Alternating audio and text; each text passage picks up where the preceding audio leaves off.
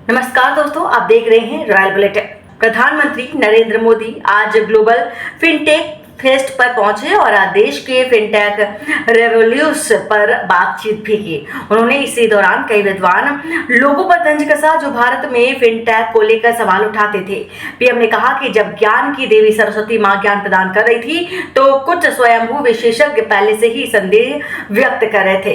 वे सवाल करते थे कि भारत फिनटेक क्रांति कैसे हो सकती है। वे मुझ जैसे किसी चाय वाले से भी पूछ रहे थे। Members of regulators, finance industry के लीडर्स, फिनटेक और स्टार्टअप वर्ल्ड के मेरे साथी, अन्य सभी महानुभाव, देवी और सज्जनों, ये भारत में त्योहारों का मौसम है। अभी अभी जन्माष्टमी हमने मनाई है और खुशी देखिए, हमारी इकोनॉमी और हमारे मार्केट में भी उत्सव का माहौल है।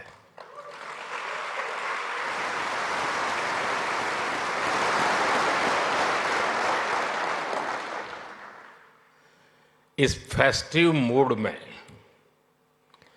ये ग्लोबल फिनटेक फेस्टिवल हो रहा है।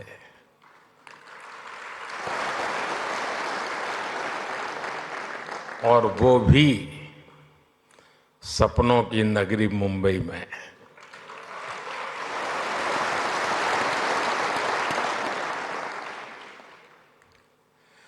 मैं देश और दुनिया से आए यहाँ सभी मेहमानों का अभिनंदन करता हूँ, स्वागत करता हूँ।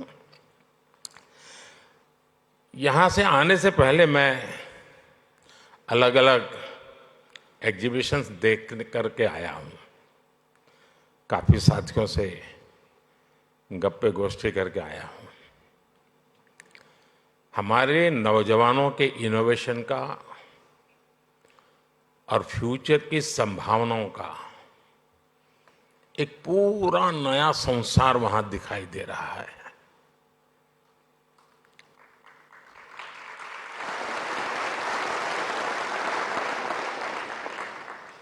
चलिए, आपके काम के लिए मैं शब्द बदलता हूँ। एक पूरी नई दुनिया दिखाई दे रही है।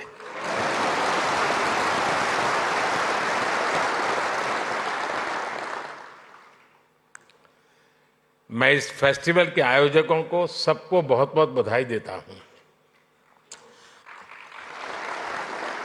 साथियों, यहाँ बड़ी संख्या में विदेशों से हमारे मेहमान भी आए हैं।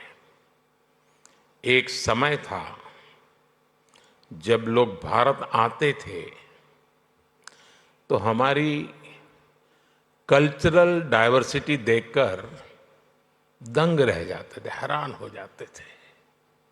अब लोग भारत आते हैं तो हमारी फिनटेक डाइवर्सिटी को देखकर भी हैरान होते हैं।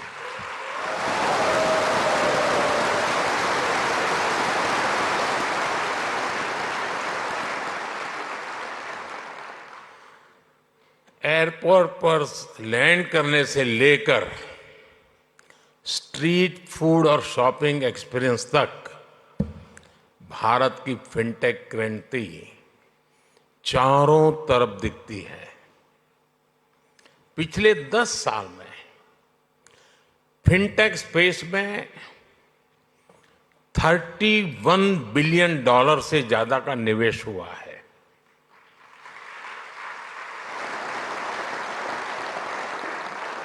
दस साल में हमारे फिनटेक स्टार्टअप्स में 500% वृद्धि हुई है।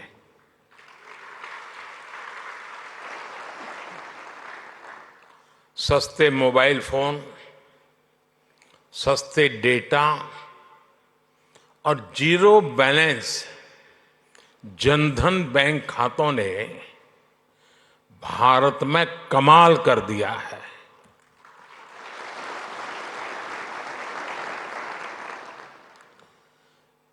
आपको याद होगा, कुछ लोग पहले पूछते थे पार्लियामेंट में खड़े होकर के पूछते थे और अपने आप को बहुत विद्वान मानने वाले लोग पूछते थे।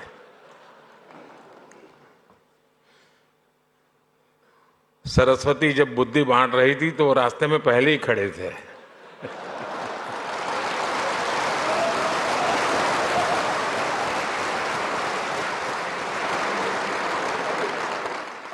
और क्या कहते थे? वो पूछते थे कि भारत में बैंक की इतनी ब्रांचेज नहीं है, गांव-गांव बैंक अवेलेबल नहीं है, इंटरनेट नहीं है, यहां तक पूछ लेते थे बिजली भी तो नहीं है, रिचार्जिंग कहां होगा, फिनटेक क्रांति कैसे होगी, ये पूछा जाता था। और मुझ जैसे एक चाय वाले को पूछा जाता था।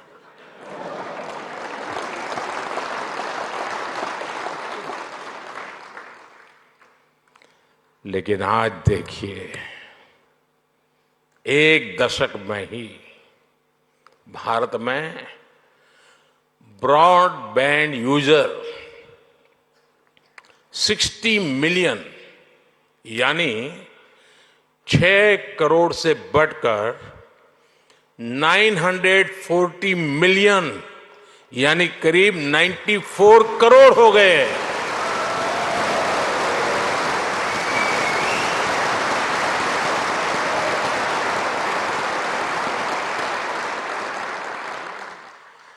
आज 18 वर्ष से ऊपर का शायद ही कोई भारतीय हो जिसके पास उसकी डिजिटल आइडेंटिटी आधार कार्ड नहीं है। आज 530 मिलियन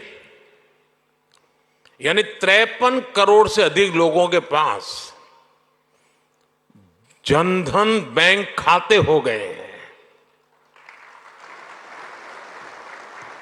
यानी 10 साल में हमने एक प्रकार से पूरी यूरोपियन यूनियन के बराबर आबादी को बैंकिंग सिस्टम से जोड़ा है।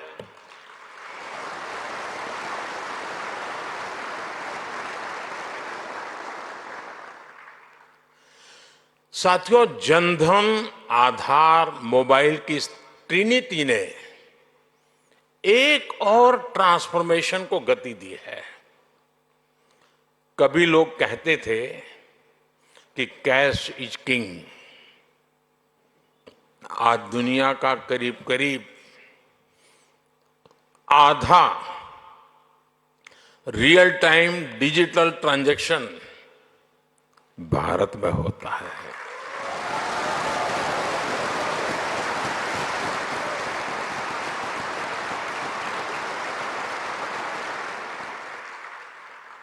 पूरी दुनिया में भारत का यूपीआई फिनटेक का बहुत बड़ा उदाहरण बन गया है।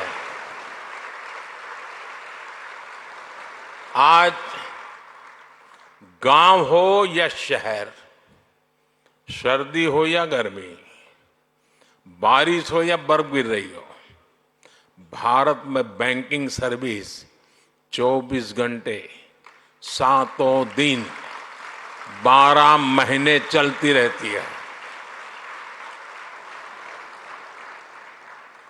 कोरोना के इतने बड़े संकट के दौरान भी भारत दुनिया के उन देशों में था जहां हमारी बैंकिंग सर्विस बिना किसी दिक्कत के चलती रही।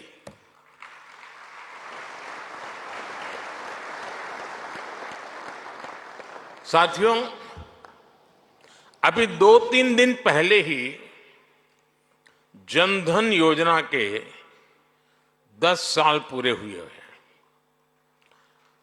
जनधन योजना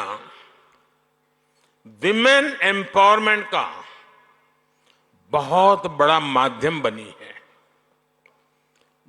जनधन योजना के चलते करीब 290 मिलियन यानी 29 करोड़ से ज्यादा महिलाओं के बैंक खाते खुले हैं।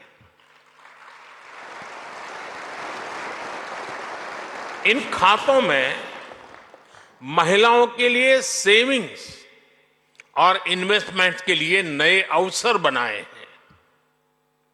इन्हीं जन धन खातों की फिलॉसफी पर हमने माइक्रो फाइनेंस की सबसे बड़ी स्कीम मुद्रा लॉन्च की।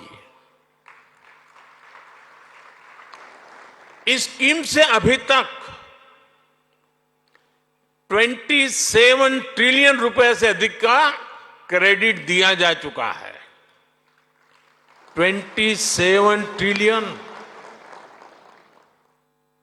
इस स्कीम की करीब 70% बेनिफिशियरी महिलाएं हैं।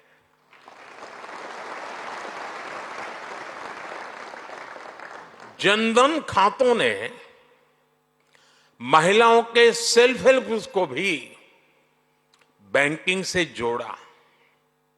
इसका फायदा आज देश की 10 करोड़ रूरल विमेन को मिल रहा है। यानी जनधन प्रोग्राम ने महिलाओं के फाइनेंशियल एम्पावरमेंट की एक मजबूत नींव रखी है। साथियों, पूरी दुनिया के लिए पैरेलल इकोनॉमी एक बड़ी चिंता का विषय रही है। फिनटेक ने पैरेलल इकोनॉमी पर भी चोट की है और बधाई के पात्र आप लोग हैं।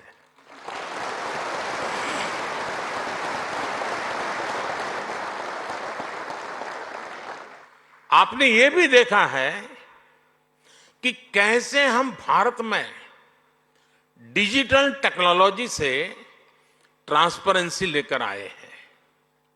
आज सरकार की सैकड़ों स्कीम्स के तहत डायरेक्ट बेनिफिट ट्रांसफर किया जाता है। इसमें सिस्टम से लीकेज बंद हुई है। आज लोगों को फॉर्मल सिस्टम से जुड़ने में अपना लाभ नजर आता है। साथियों, भारत में फिनटेक की वजह से जो ट्रांसफॉर्मेशन आया है वो सिर्फ टेक्नोलॉजी तक ही सीमित नहीं है। इसका सोशल इंपैक्ट बहुत व्यापक है। इससे गांव और शहर की खाई को ब्रीच करने में मदद मिली है। कभी हमारे यहां बैंक की सर्विस लेने में ही एक पूरा दिन लग जाता था। एक किसान के लिए, एक मछुआरे के लिए, एक मिडिल क्लास परिवार के लिए ये बहुत बड़ी मुसीबत थी। फिनटेक ने इस समस्या को दूर किया। कभी बैंक सिर्फ एक बिल्डिंग तक सीमित हुआ करते थे, आज बैंक हर भारतीय के मोबाइल में सिमट गए हैं।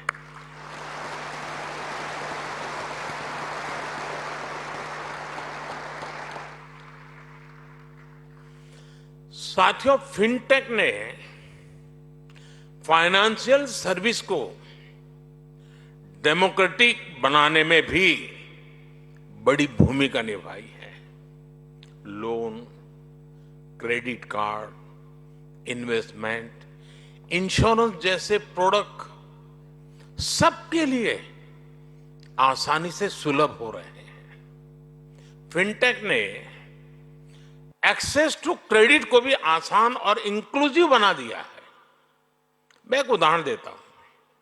आप जानते हैं, भारत में स्ट्रीट वेंडर्स की एक पुरानी परंपरा है, लेकिन वो फॉर्मल बैंकिंग से बाहर थे। फिनटेक ने इस स्थिति को भी बदल दिया। आज वो पीएम स्वनिधि योजना से कोलेटरल फ्री लोन ले पा रहे हैं।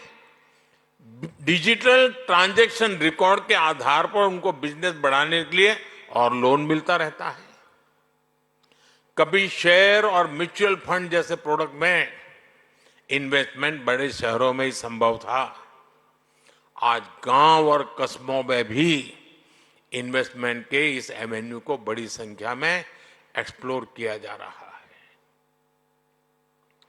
आज कुछ ही मिनटों में घर बैठे ही डीमैट अकाउंट खुल रहे हैं, इन्वेस्टमेंट रिपोर्ट्स ऑनलाइन मिल रही है।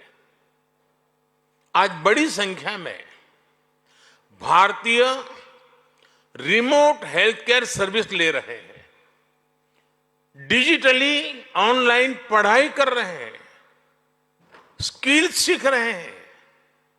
ये भी फिनटेक्स के बिना संभव नहीं था।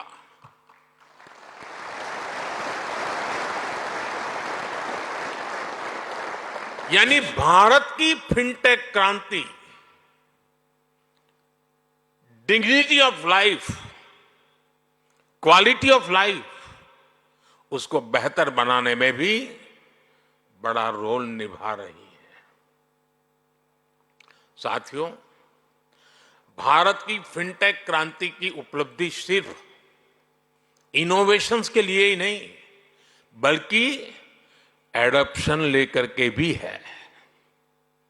भारत की जनता ने जिस स्पीड और स्केल पर फिनटेक को एडॉप्ट किया है, उसका उदाहरण कहीं और नहीं मिल सकता। इसका एक बड़ा क्रेडिट हमारे डिजिटल पब्लिक इंफ्रास्ट्रक्चर डीपीआई को भी जाता है और हमारे फिनटेक्स को भी जाता है।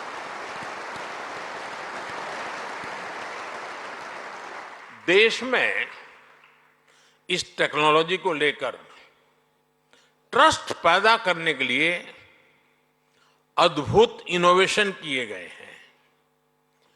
क्यूआर कोड्स के साथ साथ साउंड बॉक्स का उपयोग ऐसा ही इनोवेशन है।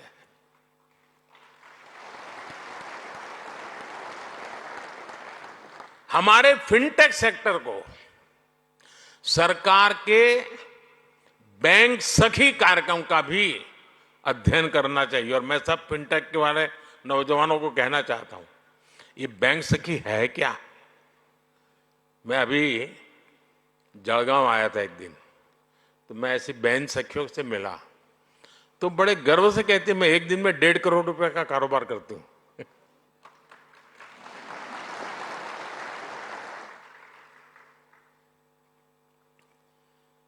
क्या कॉन्फिडेंस! और एक गांव की महिला थी वो।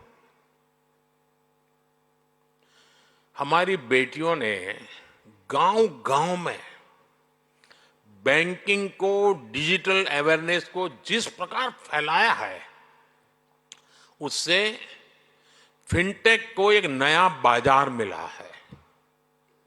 साथियों, 21वीं सदी की दुनिया बहुत तेजी से बदल रही है। करेंसी से क्यूआर कोड तक की यात्रा में सदियां लग गई, लेकिन अब हर रोज हम नए इनोवेशन देख रहे हैं। डिजिटल ओनली बैंक्स और नियो बैंकिंग जैसे कंसेप्ट हमारे सामने हैं। डिजिटल ट्विंस जैसी टेक्नोलॉजी डेटा आधारित बैंकिंग को नेक्स्ट लेवल पर ले जा रही है। इससे रिस्क मैनेजमेंट, फ्रॉड डिटेक्शन और कस्टमर एक्सपीरियंस सब कुछ बदलने वाले हैं।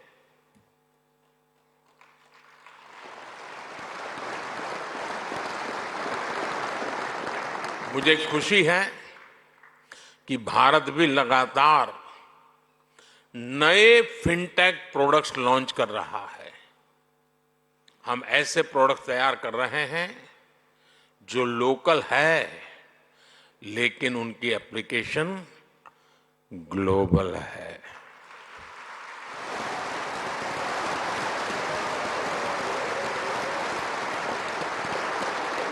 आज ओएनडीसी यानी open network for digital commerce online shopping को इंक्लूसिव बना रहा है। ये छोटे बिजनेस, छोटे एंटरप्राइजेस को बड़े अवसरों से जोड़ रहा है। अकाउंट एग्रीगेटर्स लोगों और कंपनियों का कामकाज आसान करने के लिए डेटा को यूज कर रहे हैं। ट्रेड प्लेटफॉर्म की मदद से छोटी संस्थाओं की लिक्विडिटी और कैश फ्लो बेहतर हो रहे हैं। ई रूपी एक ऐसा डिजिटल वाउचर बना है जिसे कई रूपों में इस्तेमाल किया जा रहा है। भारत के ये प्रोडक्ट्स विश्व के दूसरे देशों के लिए भी उतने ही उपयोगी हैं। और इसी सोच के साथ हमने G20 प्रेसिडेंसी के दौरान global digital public infrastructure repository बनाने का प्रस्ताव रखा था, जिसे G20 मेंबर्स ने खुले दिल से स्वीकार किया था। मैं एआई के दुरुपयोग से जुड़ी आपकी चिंताओं को भी समझता हूं। इसलिए भारत ने एआई के एथिकल यूज के लिए ग्लोबल फ्रेमवर्क बनाने का भी आह्वान किया है। साथियों, फिनटेक सेक्टर की मदद के लिए सरकार पॉलिसी लेवल पर हर जरूरी बदलाव कर रही है। हाल में हमने एंजल टैक्स को हटाया है।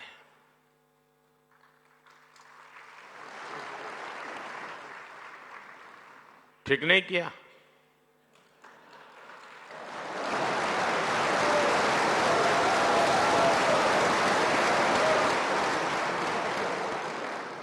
नहीं, ठीक किया है ना? हमने देश में रिसर्च और इनोवेशन को बढ़ावा देने के लिए 1,00,000 करोड़ रुपए का फंड बनाने की घोषणा की है।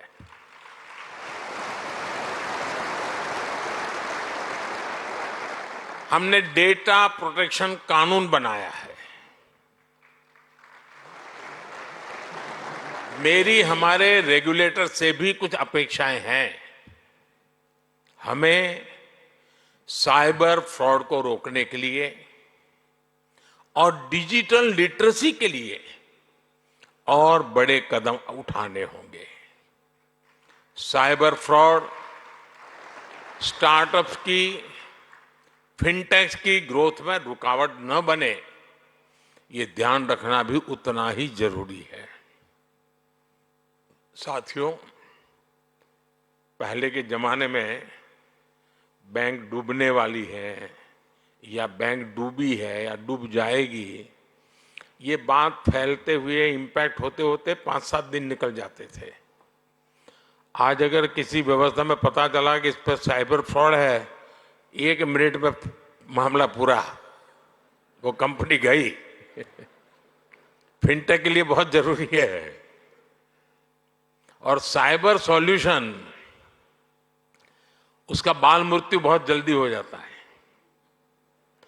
कोई भी साइबर सॉल्यूशन निकालिए, उसका बेईमान लोग तोड़ निकालने में देर नहीं करते, तो उस सॉल्यूशन का बाल मृत्यु हो जाती है। फिर आपको नया सॉल्यूशन लेके आना पड़ता है। साथियों, आज सस्टेनेबल इकोनॉमिक ग्रोथ ये भारत की प्राथमिकता है।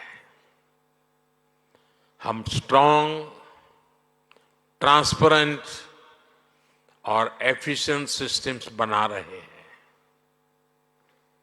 हम फाइनेंशियल मार्केट्स को एडवांस टेक्नोलॉजीज और रेगुलेटरी फ्रेमवर्क से मजबूत कर रहे हैं। हम ग्रीन फाइनेंस से सस्टेनेबल ग्रोथ को सपोर्ट कर रहे हैं। हम फाइनेंशियल इंक्लूजन के सैचुरेशन पर बल दे रहे हैं।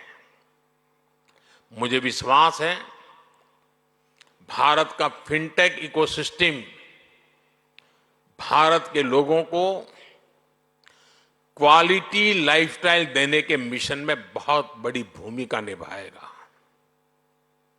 मुझे विश्वास है भारत का फिनटेक इकोसिस्टम पूरी दुनिया की ईज ऑफ लिविंग बढ़ाएगा।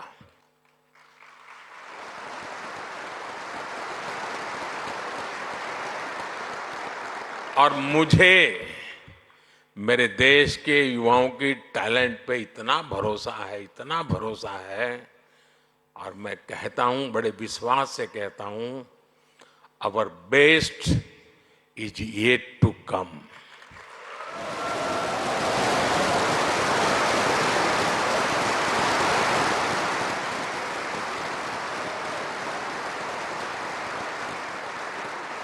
ये आपका 5वां समारोह है ना, तो 10वें में मैं आऊंगा।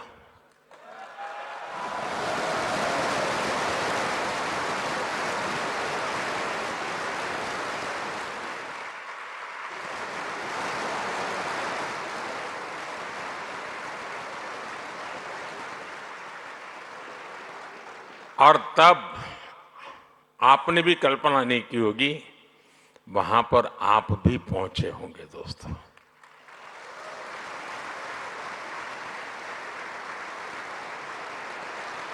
आज अभी मैं आपके कुछ स्टार्टअप यूनिट्स वालों को मिला, सबको तो नहीं मिल पाया, कुछ लोगों को मिला, लेकिन हर एक को 10-10 होमवर्क दे करके आया हूं।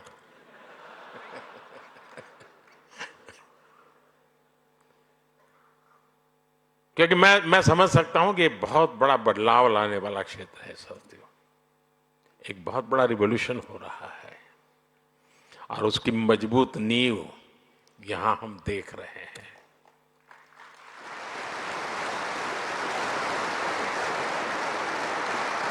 इसी भरोसे के साथ आप सबको मेरी बहुत बहुत शुभकामनाएं, बहुत बहुत धन्यवाद।